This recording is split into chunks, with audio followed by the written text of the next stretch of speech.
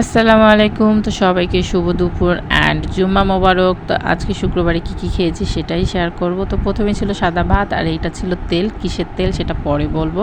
আর এটা ছিল বেগুন আর ছোট আলু দিয়ে একটা সবজি রান্না। এটা আমাদের বাসায় প্রায় খাওয়া হয়, এর আগের ভিডিওতেও দেখিয়েছিলাম, অনেক মজা হয়েছিল। আর লেবু, আর আজকে নিয়েছিলাম ডিম, যেহেতু আজকে বাসায় মাংস রান্না করেছে, খাসির মাংস।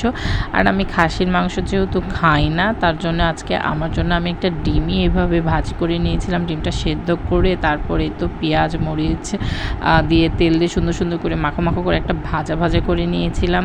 আর এই তেলটা দিয়ে না ভাত খেতে ভীষণ মজা হয়, অ্যান্ড এভাবে ডিম ভাজি খেতেও কিন্তু অনেক মজা হয়। আলহামদুলিল্লাহ এত মজা হয়েছিল, যেহেতু কাল থেকে প্রায় ঈদ শুরু, অ্যান্ড কালকে কুরবানি ঈদ, তো সবাইকে ঈদ মোবারক। আর কালকে যেহেতু গোস্ত খাওয়াই হবে, তাই ভাবলাম আজকে আমি আর গরুর মাংস বা মুরগির মাংস না খাই, আমারা খাসির গোস্ত খাক, আর আমি আজকে এই ডিমের রেসিপিটা করে খাই। অনেকদিন ধরে মন চাচ্ছিল, আর খেতেও ভীষণ ভালো লাগছিল। তো আলহামদুলিল্লাহ খুবই মজা হয়েছিল। তো কে কী দিয়ে আজকে ভাত খেয়েছেন অবশ্যই কমেন্ট করে জানাবেন। দেখা হবে নেক্সট ভিডিওতে।